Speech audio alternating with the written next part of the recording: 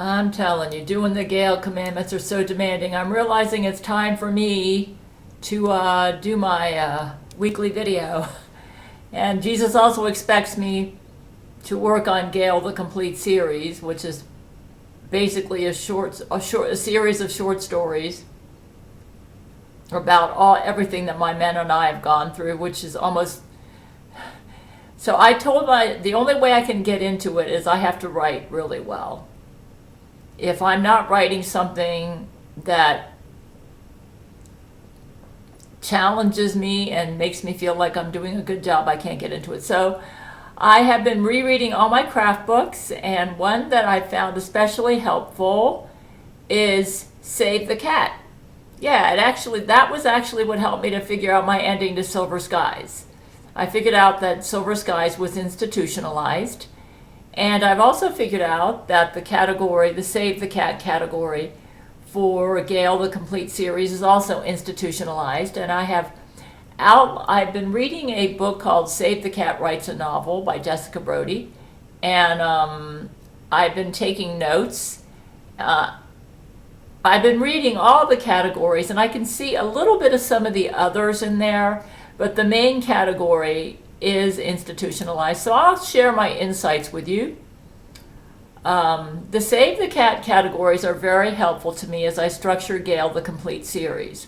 I've determined that the series of books and short stories they contain will fall under the Save the Cat category, institutionalized, with superhero and golden fleece subplots predominantly. An example of superhero is The Gladiator, Star Wars, The Empire Strikes Back. I'm going to be studying especially maybe Star Wars, The Empire Strikes Back. An example of Golden Fleece is The Grapes of Wrath, Tolkien's The Fellowship of the Ring. I actually like the Tolkien series in an audiobook that I have. I'm not too crazy about the movie. And The Wizard of Oz. The Grapes of Wrath was really good. I was impressed with that. I got some ideas. The Golden Fleece's subplot revolves around me because I've been on a journey most of my life to find who I am and to be true to that. And I always thought, well, anyways, let me just keep on going. An example of institutionalized is Little Women, the movie 1984, and the novel The Scarlet Letter and To Kill a Mockingbird.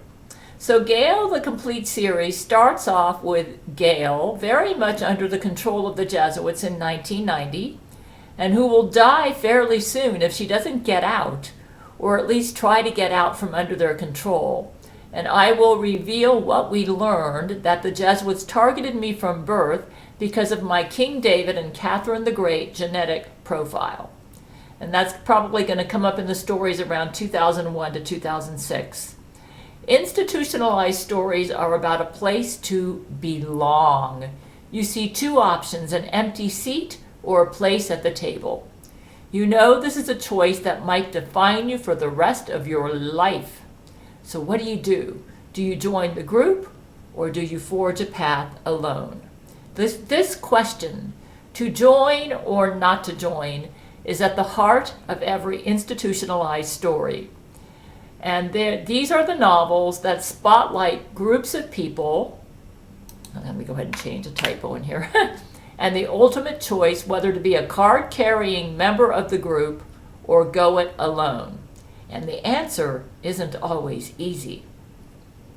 Institutions or groups come in every different size and shape. They can be as small as a family, like the one in Little Women by Louisa May Alcott, or as large as a whole town or city, like the town of Macomb, Alabama, in To Kill a Mockingbird by Harper Lee, or the city of Jackson, Mississippi, in the early 1960s in The Help by Catherine Stockett.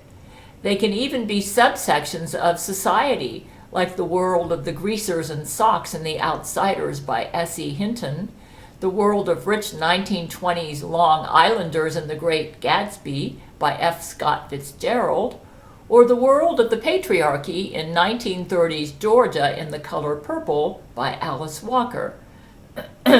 Institutions can also be fictional, made-up establishments, like the theocratic society depicted in The Handmaid's Tale by Margaret Atwood, the deceivingly idyllic community in The Giver by Lois Lowry, or the dystopian world under the rule of the party in 1984 by George Orwell. Finally, institutionalized stories can even center around a unifying issue, event, or thematic element, like Modern Motherhood, as spotlighted by the three main characters of Big Little Lies by Liane Moriarty, Life Under the Rule of Henry VIII, as spotlighted by the three main characters in The Boleyn Inheritance by Philippa Gregory, or The American Dream, as spotlighted by the 8 featured characters in The Joy Luck Club by Amy Tan.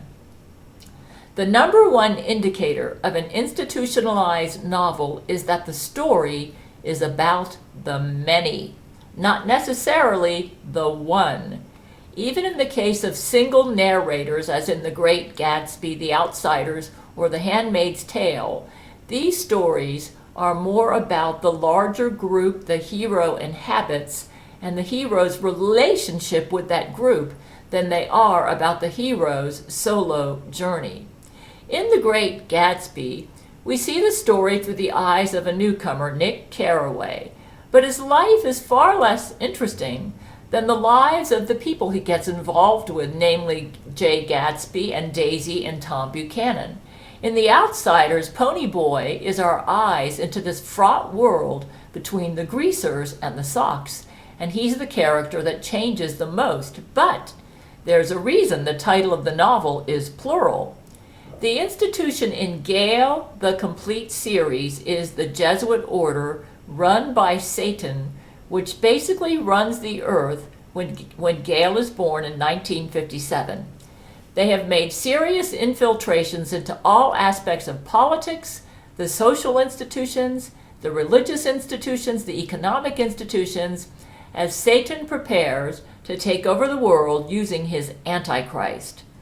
No matter which institution you choose to highlight, the essential ingredients of a successful institutionalized story are 1, a group, which in my story is going to be everyone on earth; 2, a choice, loyalty to Satan and his system or otherwise; 3, a sacrifice, the price you pay for bucking Satan, which can mean poverty, death, illness, loss of reputation, interference with your love life, etc.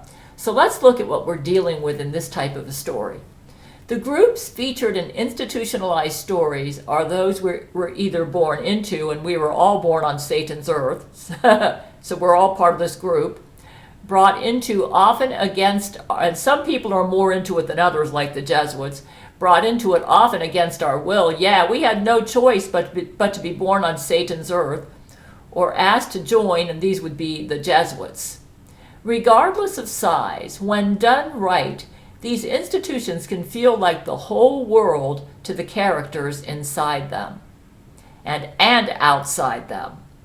And the stories that fit into this wide-ranging genre usually present a centralized deliberation for the hero Gail, or heroes, Gail, Brent, and her men, about the pros and cons of being one of the gang, the Jesuits. While at the same time, the author of an institutionalized novel must explore the gang, or the Jesuits, itself. What is this Jesuit world about? That's what the story needs to explore. Who are its members? What are its rules? And how easy is it to lose yourself, that is, lose your individuality or your authenticity inside this group? So that's what I'm going to be exploring. We readers can relate easily to stories about groups. Human beings have been part of groups from the beginning. We're born into families, we join cliques at school, we get jobs at companies, we become members of communities. We're weighing the pros and cons of groups every day of our lives. Institutionalized stories are primal because biologically we're programmed to flock together. As primitive humans, we died if we tried to venture out to face the woolly mammoth alone. But as we evolved as a species, we began to wonder whether venturing out alone and forging our own path is the better option. Can we really trust others, the Jesuits and Satan who currently run the earth, to have our best interests at heart? Or does there come a point when we must rely on ourselves? And which one is crazier, the group, the Jesuits who run the earth, or me for leaving it? Therein lies the origin of the name of this genre, institutionalized. As we readers dive further into the world that you, the author, have set up for this, we should be seeing a little bit of the crazy that lies within all groups and families, because the Jesuit group dynamic is often crazy and sometimes even self-destructive. Jesuit herd mentality, which affects all on earth, can defy all logic and reason. Being loyal to the Jesuits and their system often contradicts common sense, sometimes even survival, but we still do it. And when we join the many, that's those who follow the Jesuits, who own mainstream news and just about everything, we often lose a piece of ourselves. So you, the author of an institutionalized story, have a fairly tricky task on your hands. Honoring the institution you've introduced to us, basically, that's the earth as it's currently run, including most major religions which Satan has infected, while at the same time exposing the problems of losing one's identity to it. As you peel back the layers of your establishment, which is the Jesuit-run earth and systems, and reveal to us what makes it tick, we readers should be asking ourselves, what would I do in the hero's shoes? Would I join the Jesuit system or not? Would I stay with the Jesuit system or go? So this is how I'm going to have to approach the short stories that I write. That is the choice at the heart of every institutionalized story, our second ingredient for succeeding in this genre. To better understand this choice and ingredient, let's take a look at 3 common character types that tend to appear in institutionalized stories. The primary hero of the story, Gail, or one of them, Brent, Vladimir, Putin, and the men, is often a newcomer to the Jesuits' institution, endearingly dubbed as the naif. When this is the case, the naif is usually introduced to the Jesuits' institution by someone more experienced. In my story, it's going to be LeVar Burton to Brent and Jack Chick to me, or to Gail. Someone to show them the ropes and introduce them to this new and unfamiliar world tucked within the great big world. Naifs are often used as the reader's eyes into the world. As they learn the rules, so do we, and it can be especially helpful to have a character like this to ease the reader into the world without the use of too much exposition. That's info dumping. But not all institutionalized stories feature a naif character. Some novels are told through the point of view of another type of character called the Brando, and that would be Zack Knight and the Jesuits who join Gail. Named after the notoriously rebellious actor Marlon Brando, these types of characters are existing members of the Jesuits. They're already entrenched in the system, but they're starting to doubt it. Or perhaps they've doubted it for years, but what can they do? So you may say, how are you going to handle Zack? I'm not sure. I don't think I'm going to make him a point of view character, but we will start. I did notice when I made friends with Zack in Rule 13 in 2012 forward, I was noticing some of the doubts. Okay, I was picking up on that. And we can show it through some of the things that happened to us, like when we worked together to defeat the Gail android. And afterwards. Okay, they're already entrenched in the system, but they're starting to doubt it. Basically, Gail the Complete series is going to be an examination of the Jesuit institution, its pros and cons. You say, does it have any pros? Not very many, but there may be some. I'm going to try to write this honestly. They're already entrenched in the system, but they're starting to doubt it, or perhaps they've doubted it for years, but what can they do? They're stuck. And that is basically how Zack in Rule 13 felt for a long time. I know that for a fact. This is their world, and the idea of leaving it seems crazy at first. These are characters like Winston in 1984 and Saley in The Color Purple. I'm not sure I'm pronouncing that name right. When the novel begins, there's already something different about these characters. They don't exactly fit in. I've never fit in with the Jesuits. They stand up, and neither has Brent. They stand opposed to the Jesuit system by their very nature. But it isn't until we get into the heart of the story that we see them actually acting on their doubts. Yeah, it took both Brent and I a while to figure out that we were dealing with Jesuits. Okay? Yeah. Naifs and Brandos both have the important role of revealing the flaws of the Jesuit institutions you've chosen to write about by being either an outsider, Naif, or a rebellious insider, Brando. But both ultimately accomplish this task by going up against the third character common in institutionalized stories, the company man, and in my story that is Satan himself, who's the head of the Jesuits. This character, Satan, embodies the system or institution. They buy into it. Basically, any person who is a member of any group and whose allegiance to it stifles freedom and love is part of the Jesuit system and is buying into Satan's Jesuits. So those who honor their satanic group over freedom, love, and authenticity have bought into the Jesuit system. They are rah-rah cheerleaders for it. They're not just a part of it. They will usually defend it to the death. As authors of institutionalized tales, we rely on these characters to reveal the crazy of this Jesuit world and those poisoned by Satan's influence. You become crazy when you buy into Satan's strictures wholeheartedly and without any reservations. Memorable company man characters include O'Brien from the novel 1984. Because of their unwavering loyalty to the Jesuit establishment, these kinds of characters who honor the Jesuits tend to come off as insane and sometimes even strangely robotic. They've traded, actually, this is really interesting because when Laurie McBride first raped Brent Spiner, she raped him almost like a robot with no feelings. It was almost like she was like a robot. And like when she would put the dildo in Brent's anus, it was like a robot. Yeah, it was crazy. Yeah. It's funny how the institutionalized story arc is going to work great for these stories. They've traded a little piece of their soul for the safety they craved within the Jesuit system. They kind of have to feel a little off, otherwise how else would they be able to cling so tightly to a Jesuit institution that you, the author, are trying to poke holes in? So yeah, I'm going to be poking holes in this institution and questioning the sanity of those who are in it and loyal to it. Yeah. The company man, Satan, represents one side of that fateful choice that all institutionalized heroes must make: stick with the Jesuits who run the earth and all its systems, or get the heck out of Dodge. And that choice often gets more difficult as the novel progresses.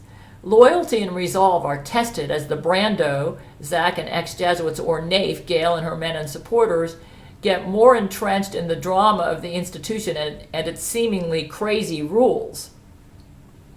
But ultimately, all institutionalized stories end with the third genre ingredient, a sacrifice.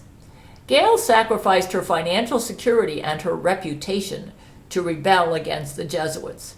Brent sacrificed his acting career and his reputation to rebel against the Jesuits. Vladimir Putin sacrificed his wife Larissa, who Jesuits murdered in 2000. Heroes either join the system, like in the novel 1984, that's how it ended, burn it down, which is what Gail and her men are striving to do to defeat the Jesuits and stop them, and we've been at war with them for years, or escape from it, like in The Great Gatsby, The Color Purple. The escape can be a suicide, both literal or figurative. Regardless of the ending, the hero's sacrifice, I'll be telling Robin Williams' story, and he made the ultimate sacrifice for going against the system. I mean, they killed him. He didn't commit suicide. Robin Williams was murdered. Albeit that's going to be in my book. Yep, that's part of the story of my men. He went against the system and he paid the ultimate price. Regardless of the ending, the hero's sacrifice serves. You might say, how long is it going to take? I'm not going to rush this thing because I do better writing when I don't hurry, but Yeah, this is going to be like my life project, okay? Regardless of the ending, the hero's sacrifice serves as a cautionary tale about the dangers of entering into an institution. In the end, the deeper meaning is about listening to your inner voice. Yes, we all need to be part of some type of group to survive, but it's our individual human spirit, the thing that makes us who we are, that we ultimately must nurture and protect. Beware the group. Be yourself. And the institutionalized theme is even going to kind of filter into the group that I currently belong to, which is me and my men. I've actually been kind of crucifying my own individuality to try to belong to this group. But I'm getting kind of, let's stick to the subject. To recap, you'll find out when you read it when it comes out, okay? To recap, if you're thinking of writing an institutionalized novel, make sure your story includes these 3 essential ingredients. A group. In that case, it's a family. My family helped out the Jesuits, specifically my mother, sister, and ex-husband, who I divorced in 2001. A business. The Jesuits often took over places where I worked. Community. The Jesuits are trying to set up an antichrist over the entire earth. Actually, yeah. The antichrist is out, by the way. It's Lizzo. Or uniting issue that is unique and interesting. The uniting issue is the Jesuit mentality that deems we sacrifice, typo here. I'm going to keep this because I'm studying these notes as I write. We sacrifice our individuality or autonomy to honor the groups we align with, when most of these groups are contaminated with Jesuits. This includes all major religions, all cultures, all politics, all media, and all economic systems. A choice. So that's it, okay? Where in an institutionalized story, you're examining a group and the pros and cons of lining up with it, okay? And then you're also examining a choice. There should be an ongoing conflict between the naif, which in my story is Gail and me and my men, and or Brando, Zach Knight and the ex-Jesuits, and the company man, who is Satan, the true Jesuit head, usually revolving around the question to join or not to join. For a naif, in Gail's case, she had to draw the line with narcissist family members who served the Jesuits. Or to stay or not to stay for a Brando like Zach and like I had to make a decision to just cut off all contact with my sister. That was part of my sacrifice. And my mother for a while there. I had to. That was part of the sacrifice. Okay? That's the next thing. So you've got a group in institutionalized stories that is being examined, okay? In my case, the group is the Jesuits. A choice, whether to join or not to join. And then a sacrifice, leading to one of 3 possible endings. To join, like what Lizzo's done, who has betrayed her black community by doing this. And many of those in Hollywood have joined. And like Gail's men going their own way, basically joined. Who decided that being a narcissist is more important than standing for autonomy and individuality. Basically, if you're a narcissist, you support the Jesuits, because Satan is the supreme narcissist. The sacrifice can also be to burn it down, which is what Gail and her supporters are trying to do. Or escape, and this is what Zach and some Jesuits have done, and kind of like what I did when I decided to separate from my mother and sister years ago, who joined up with the Jesuits, whether they did so willingly or unwillingly. So how has Lizzo sacrificed by joining the Jesuits? She sacrificed because she sold her individuality and freedom to Satan. Lizzo is Satan's slave, as all Jesuits are, even though they don't know it sometimes. You cannot serve Satan and be autonomous. He won't allow it. He's against freedom.